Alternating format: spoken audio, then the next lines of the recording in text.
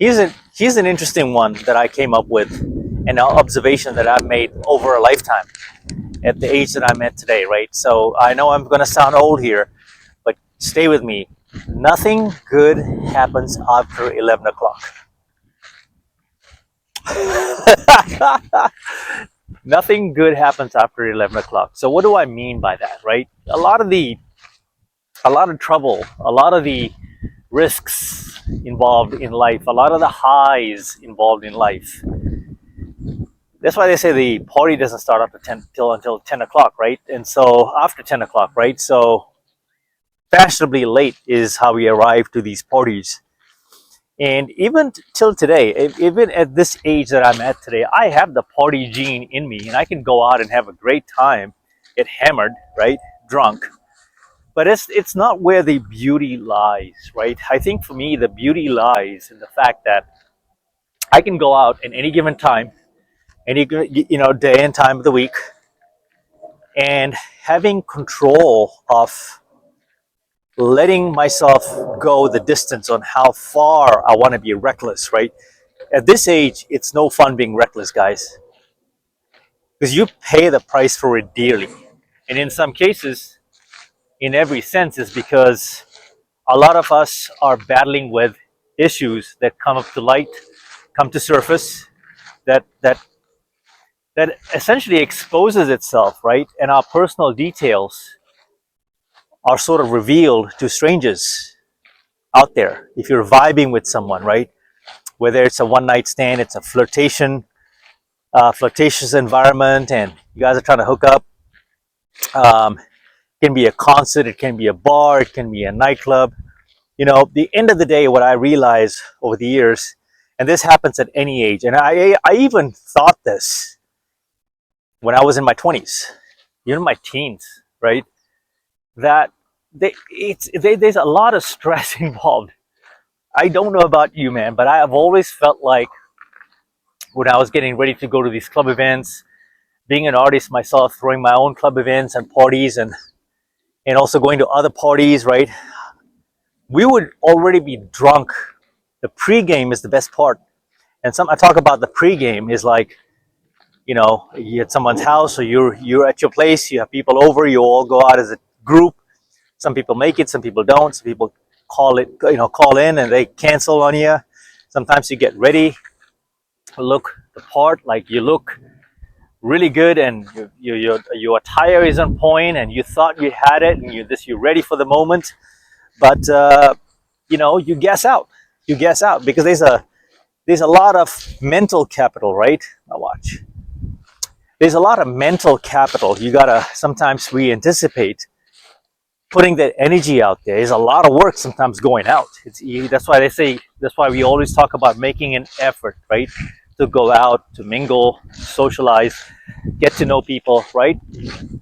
We talk about that a lot, right? Generally speaking, socially speaking, right? That's why people throw that around. It's like, hey, bro, you got to get out. You got to get out and meet people. You got to make an effort. Most times, this involves, meeting other people after 10 o'clock in those kinds of environments that I just listed off, right?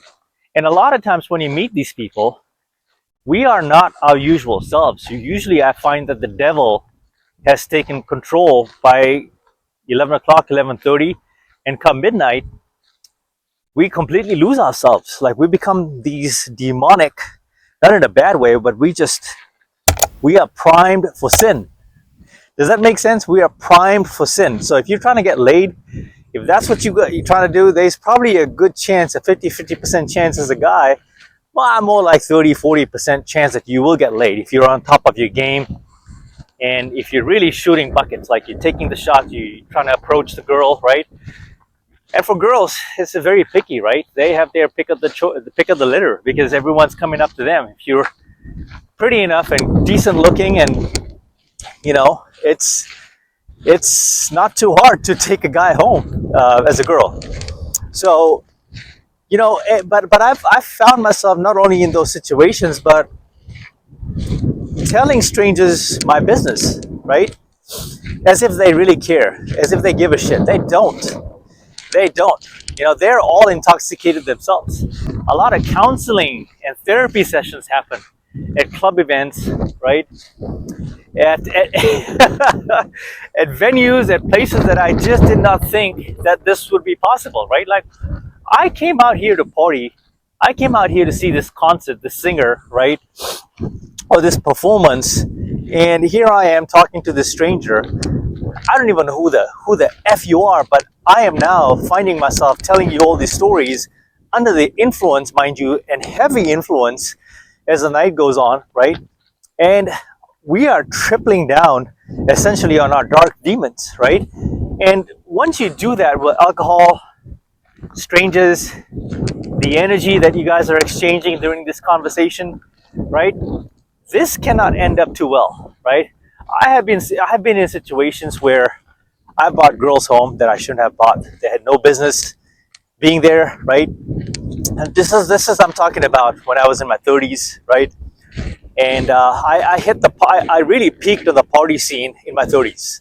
My 20s was a struggle. My 20s, I spent a lot of time building myself up, right? So it's it's almost as if you are subconsciously, but you kind of have this love-hate relationship of being attracted to toxic. Does that make sense?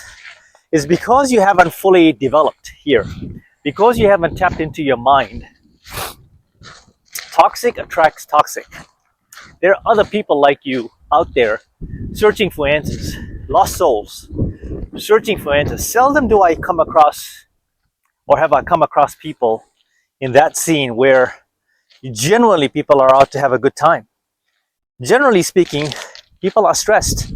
People put on these amazing fronts, right, for the sake of coming out and partying. And yet their version of partying involves exactly what I'm doing, which is getting drunk. And so you're not enjoying the venue, okay? You have no idea what you're telling people. And three, you're probably going to get in trouble, right? Some sort of soft trouble, right? Whether it's you're going to end up sleeping with someone, you're going to be exchanging numbers, or telling your deepest, darkest desires and secrets, and that no one knows. These therapy sessions just evolve into something that you did not intend to, and then the shaming, the self-shaming, and the sabotage happens the following day when you start sobering up.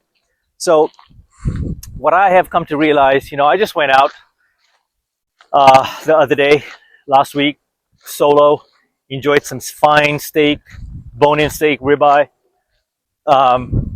That bill came out to about $150, $160, just myself, right? I'm right now. This is me time. I'm getting the quality time in, and I was home, I think by 10:30. We want to have my dog, right?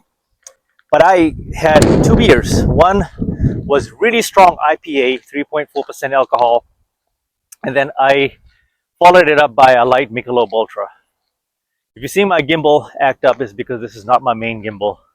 It's not as stable as the other one, but this is, for now, this is doing the job. So I'm recording and running, gunning, baby. So I don't know if you've seen this title on YouTube, that nothing good happens after 11, but there's a lot of truth to it. If you can relate, shoot me a note. But I know that I have been typically very stressed out, and even though I'm with my, in the past I've been with my group of brothers, my boys. Some of us get lucky and we pull away with a girl or two, right? And some of us are not really good at talking to women, right? But even though you have your social circle intact and with you during these moments, right? Because sometimes we need that warmth around us to go out, right? That's why we try to call up our boys, our best friends, and we all try to go out in a group. But we're all struggling, like, one person in the group, or there's always that one strong person, right? But and we kind of follow their lead, right? And I've also been in situations when I've gone out with my girlfriends and we've double dated, meaning that me and my girl, my boy and his girl, we've gone out, like, but then my bro and I, we end up having a bromance time, and then the girl gets upset because we're having too much bromancing, and they feel left out, right? And they don't necessarily want to talk to each other You know what I mean? So this is part of all the dynamics and things you're up against. And sometimes going out as a couple in a party scene can also cost you, because if you're both intoxicated and you both, one of you at least, has a wandering eye syndrome, WES, right? Wandering eye syndrome, or both, right? It can cause chaos. I've been in situations where, you know, most of my girlfriends end up talking to another dude, flirting and trying to piss me off, right? Which can really quickly escalate. And in certain situations it did, where there's a little bit of pushing, shoving, pulling, jealousy, right? And then I try to make them jealous by showing them that I'm no chump change. And it's all the mind games, right? But these are things that normally don't happen if we didn't go out. So you can't always play it safe. You can't always just say, okay, we're going to stay home today and I'm not going to take risks. But I've taken enough risks to know better that I've made a lot of mistakes going out at these times of the night that hasn't boded too well for myself. I end up getting in a lot of trouble, guys. I end up getting in a lot of trouble. And some of these have been kind of aggressive situations where I've gotten into brawls, fights, bar fights, right? And intoxicated. And, you know, there was a time and age where you could actually fight and get away, you know? But this day and age is not safe, because you don't know who's armed, who possesses what, and there's no fair fighting these days, right? So I try to, at this age especially, I try to keep it really chill. And I try to start my, you know, social hours, if I choose to, early in the afternoon, early evening, early dinner, right?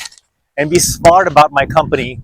And if there's a girl, right, try to bring it back to my place quietly, and be responsible about how I end my night. That's just me, right?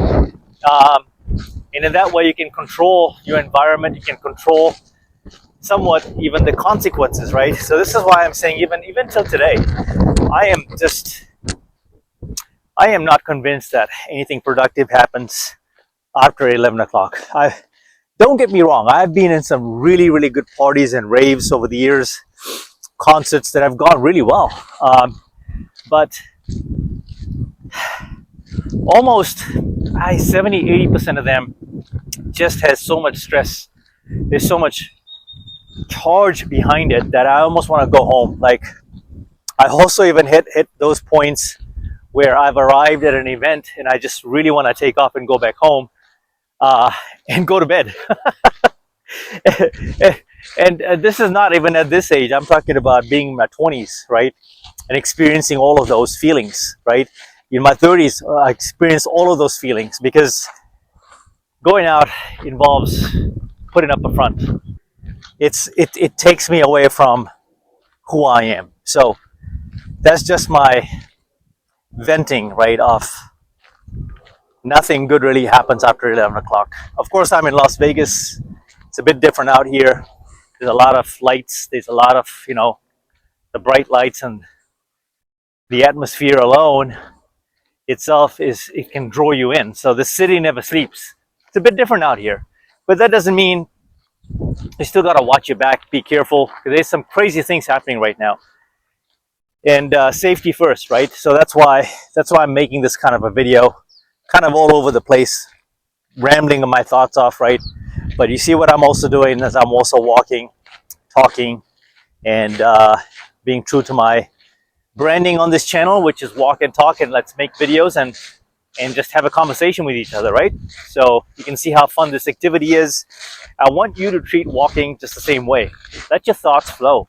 If you want to document yourself and your journey as you are doing this, talk about your life, share what you want to share.